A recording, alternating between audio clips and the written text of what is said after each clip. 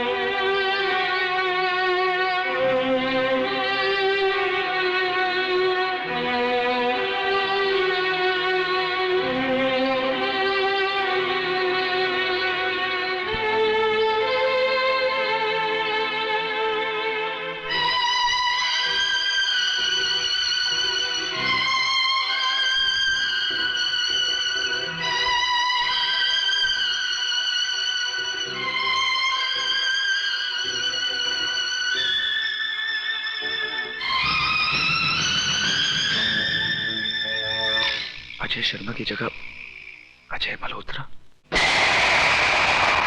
अजय, चल नाश्ता तैयार है, ये ले। माँ मुझे देर हो रही है, पहले मेरा सर्टिफिकेट निकाल दे। पहले तू नाश्ता तो कर ले, निकाल देती हूँ।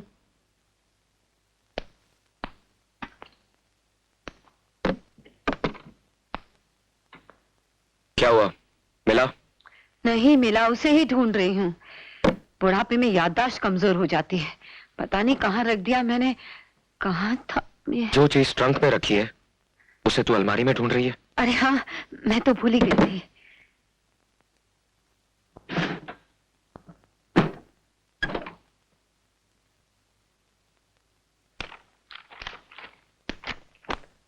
मिला?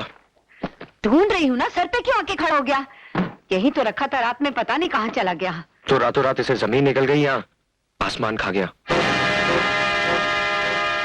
ये माँ बेटे क्या खाने पीने की बातें कर रहे हैं। मैं तो आज कुछ खाने वाली नहीं, मेरा तो आज करवा चौथ का व्रत है। और तुम तो जानती हो बहन, सुहाग ने जब तक चंद्रमा नहीं देख लेती, खाना क्या एक बूंद पानी तक नहीं पीती। मैं बाजार जा रही हूँ पूजा का सामान लेने, मेरी नौकरानी आए तो चाबी दे देना। वाह, आशीर्वाद दे अपने बेटे को। क्या बात है, आज बहुत खुश नजर आ रहा है। खुशी तो बात है माँ, तेरे इस होनहार बेटे के साथ तेरा ये नटखट बेटा भी पास हो गया। चल फटाफट फटाफट मुंह मीठा कर ले। नहीं बेटे, रहने दे, मैं बाद में खा लूंगी। ये मिठाई तो तुझे खानी पड़ेगी बस। मेरा तो आज करवा चौथ का व्रत है। और तुम तो जानती हो बहन, सुहाग ने जब तक चंद्रमा नहीं देख लेती, खाना क्या एक बूंद पानी तक नहीं पीती। मैं खा लूंगी बेटा, बाद में खा लूंगी। तू थोड़ी सी तो खा ले माँ, थोड़ी सी खा ले माँ। समझता वो इतने प्यार से खिला रहा है और तू इनकार कर रही है। खा ले। मैंने कहा ना, मेरा मन ठीक नहीं, मैं बाद में खा लूंगी। लेखा क्या कर रहा है? मैंने कहा ना मुझे नहीं खाना। खामखा जिद कर रहा है। तू भी अजीब आदमी है, जब वो मना कर रही है तो जबरदस्ती करने की क्या जरूरत थी? चल अब मूड मत खराब कर, चल बाहर चल के सेलिब्रेट करते हैं, चल। अब क्या हुआ? माँ मैं राज के साथ बाहर जा रहा हूँ, रात को देर से लौटूंगा, खाने पर मेरा इंतजार मत करना। अबे चलना यार।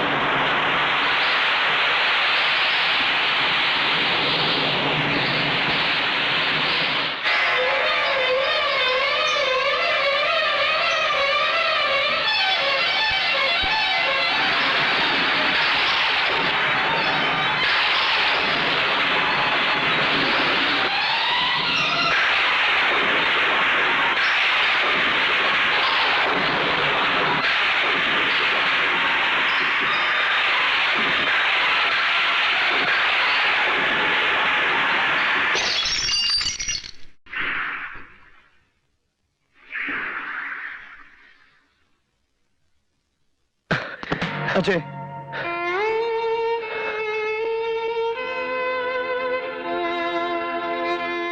पागल हो गया तू? क्या क्या कर रहा है?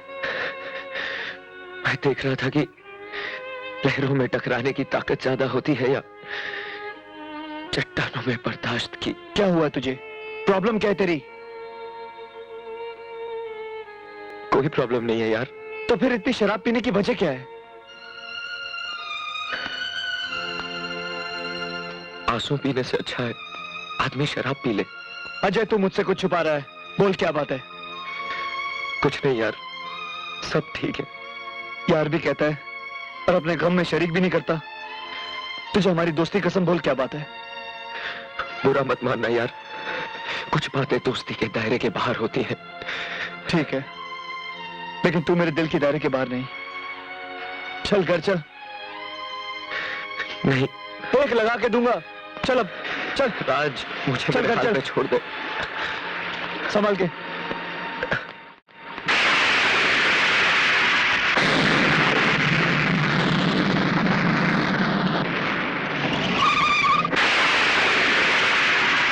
ऐसे आराम से। अजय, अजय संभाल के, आराम से।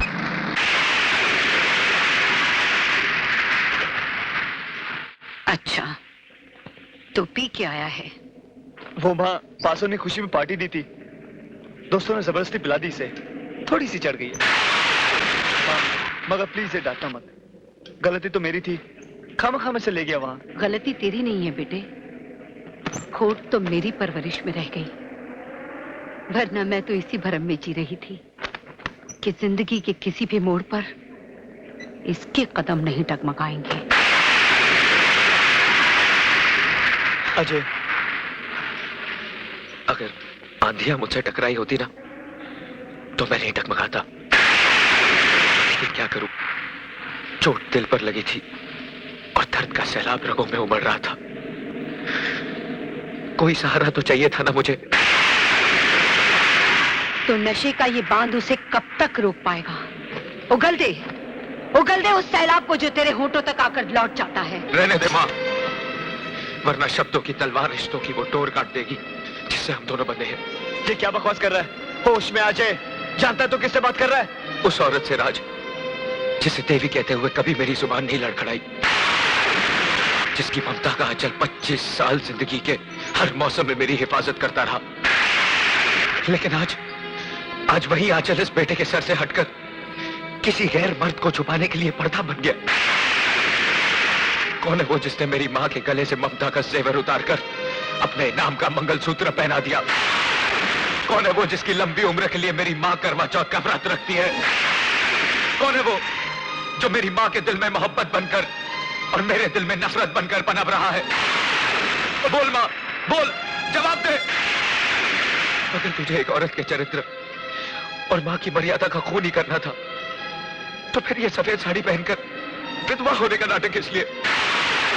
बोल, कौन है वो जो तेरी कोख को डस रहा है? किसके पाप की निशानी हूं मैं?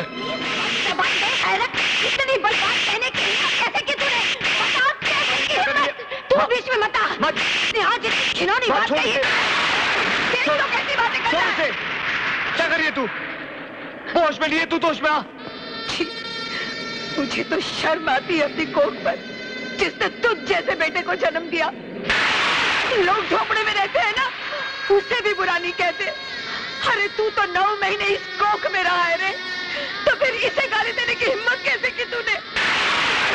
अपनी माँ के सीने पे शब्दों की बर्छियां चलाते वक्त क्या एक बार भी तुझे ख्याल नहीं आया कि इसी छाती का दूध पी के बड़ा हुआ है तू क्या सिखाएगा मुझे औरत का चरित्र और माँ का कर्तव्य? अरे मैंने तो एक वचन के लिए अपनी सारी जिंदगी वनवास की तरह काट दी। तू जानना चाहता है ना कि मैं ये मंगलसूत्र किसके नाम का पहनती हूँ, किसकी लंबी उम्र के लिए करवा चौथ का व्रत रखती हूँ? तो सुन, वो कोई और नहीं, वो तेरे पिता है।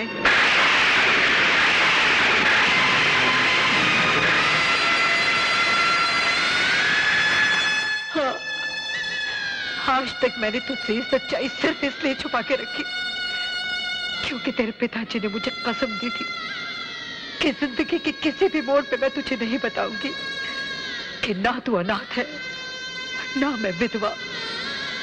लेकिन आज तेरे इल्जामों के बारूद से कसम की वो दीवार टूट गई। तेरे पिता एक डॉक्टर थे। वो जिस अस्पताल में काम करते थे वहां के मालिक राय बहादुर को लोग देवता की तरह पूजते थे, लेकिन हकीकत में वो इंसानी जिस्म के अंगों का व्यापार करते थे। ये राज तेरे पिताजी पे उस दिन खुला जिस दिन। Yes, doctor Ravi here. क्या? मर गया? कैसे मर गया? उसके पेट में दर्द हो रहा था, उसे अपेंडिक्स की प्रॉब्लम थी, इसलिए डॉक्टर सिन्हा को उसे ऑपरेट करना पड़ा। लेकिन बच्चे ने ऑपरेशन टेबल पर ही दम तोड़ दिया। मेरे पेशेंट को ऑपरेट करने से पहले तुम लोगों ने मुझे इन्फॉर्म क्यों नहीं किया? सर, इमरजेंसी इतनी थी कि उस वक्त आपको बुलाया। बच्चे की बॉडी कहाँ है? Oh my God. ताज्जुब हो रहा है ना, इस बच्चे के सीने से दिल कहां गायब हो गया? एक गरीब मजदूर के बच्चे का दिल अब एक करोड़पति बाप के इकलौते बेटे के सीने में धड़क रहा है। और जानते हो हमें इस कारनामे की क्या कीमत मिली है? 3 लाख रुपए। ये दौलत तुम्हारा भी मुकद्दर बन सकती है डॉक्टर, अगर तुम हमसे हाथ मिला लो।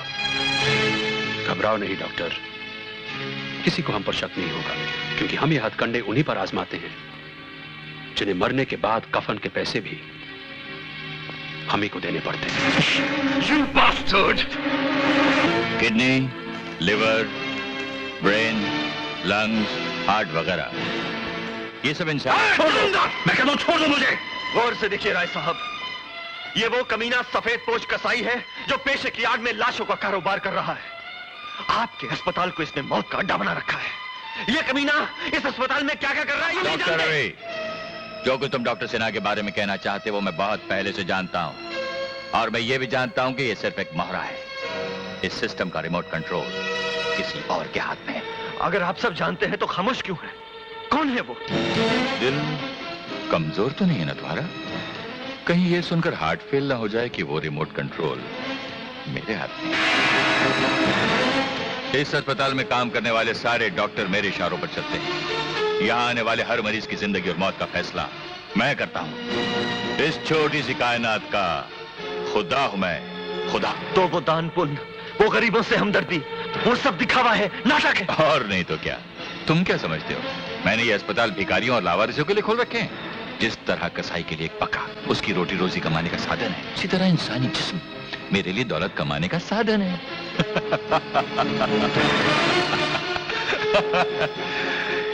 कितनी अजीब बात है ना डॉक्टर रवि।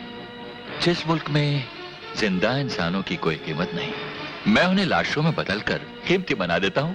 खैर, अब तुम हमारा राज जान ही गए हो तो हाथ मिलाने की कीमत बताओ। सिर्फ एक कफन जो मैं तेरी लाश पर डालूंगा। Relax doctor Ravi, relax. कीमत बताओ, कीमत। तू अपने आप को नीलाम भी कर दे तो मेरे जमीर की कीमत नहीं लगा सकेगा। मैं भी पुलिस को फोन करूंगा। पुलिस की क्या जरूरत है? उसका इंतजाम तो हमने पहले से कर रखा है। डॉक्टर जगदीश। आइए इंस्पेक्टर साहब। Inspector, arrest him. इंस्पेक्टर साहब, गुनहगार मैं नहीं हूँ, ये कमीने हैं जो बेकसूर मरीजों की जिंदगियों से खेल रहे हैं। अपने अस्पताल को कत्लखाना बना रखा है इन लोगों ने। गिरफ्तारी नहीं कीजिए इन्हें। Oh, you shut up and come with me. ये सब तुम्हारी मिली भगत है। मैं तुम्हारे गोरख धंधे का पर्दाफाश करके रहूंगा। मैं अदालत में चीख चीख कर कहूंगा कि मुजरिम तुम हो, तुम हो, तुम हो। Order order order. Doctor Sinha, आप अपना बयान जारी रखिए।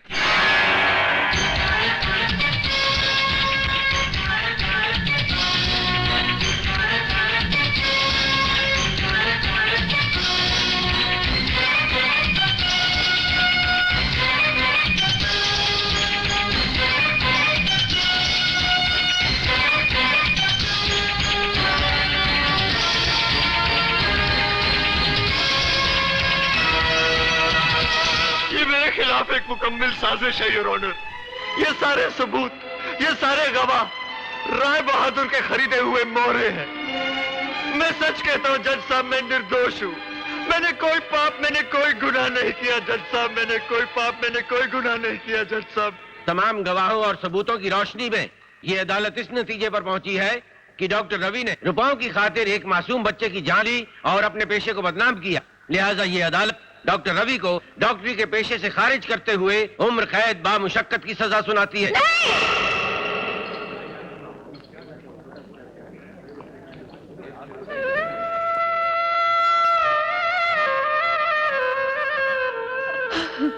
रवि मल्होत्रा, सारे डॉक्टर नहीं कसाई है तू। सैकड़ों बेगुनाह इंसानों का खून किया तूने। तुझे उम्र कैद नहीं, फांसी होनी चाहिए। तुझे मारो, मासूम बच्चों की जिंदगी में खेलता है, ह्यूमन ऑर्गन की स्मगलिंग करता है, अरे उसके बाद छोड़ा नहीं, मारो, कुत्ते की तरह मारो उसको। अबे ज्यादा कहा है साले, कसाई के बच्चे, छोड़ो मत इसको। अरे इसको क्या मार रहे हो? इसके बच्चे को छीन लो, इसके बच्चे के टुकड़े टुकड़े कर दो। नहीं, सामने रोकिए, ये मेरे बच्चे को मारना नहीं।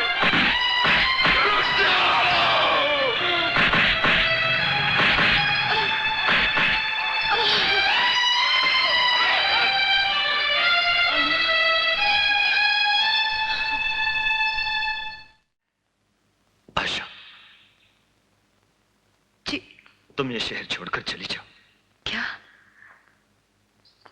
हम एक दूसरे से अलग तो हो ही चुके हैं, और अब आप ये शहर छोड़कर जाने को कह रहे हैं? मैं आपको छोड़कर कहीं नहीं जाऊंगी। तो क्या चाहती हो तुम? अगली बार जब तुम मुझसे मिलने आओ, इस बच्चे की लाश तुम्हारे हाथों में हो। एक बाप होकर ऐसी अशुभ बातें कर रहे हैं। तो क्या करूं?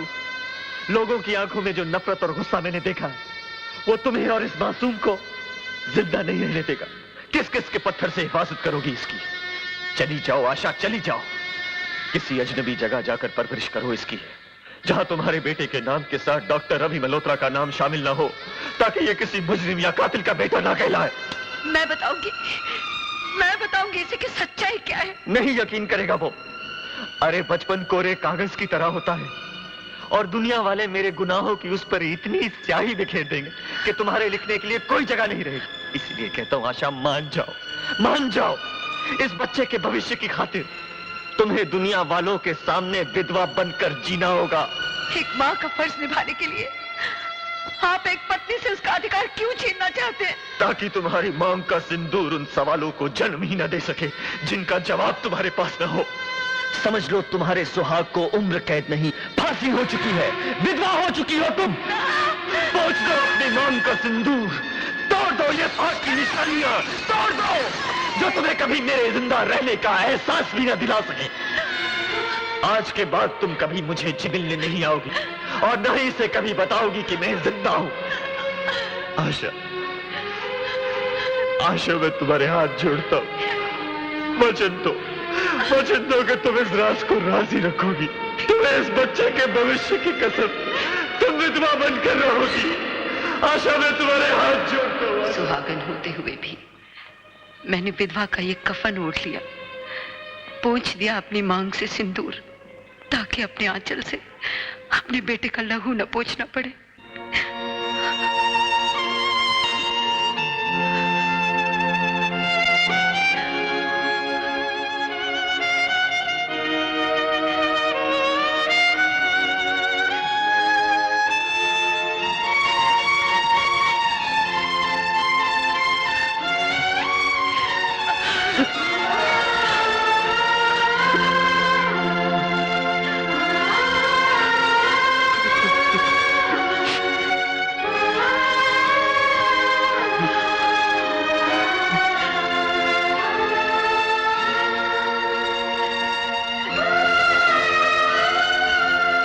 बदकिस्मती की सलाखें थी वो, जिसके एक तरफ तू घुट घुट के जीती रही और दूसरी तरफ मेरा बेगुनाह बाप तड़पता रहा। लेकिन अब ये जुल्म और नहीं होगा। अपने बाप को बेगुनाह साबित करके उन हरामजादों को उनके अंजाम तक पहुंचाऊंगा मैं। नहीं बेटे, तू उनकी ताकत को नहीं जानता, बहुत खतरनाक है वो लोग। तू इसलिए डर रही है ना कि तेरा एक ही सहारा है, लेकिन इस सहारे को बैसाखी की तरह नहीं, तलवार की तरह इस्तेमाल कर मां, तलवार की तरह। मुझे आशीर्वाद दे मां।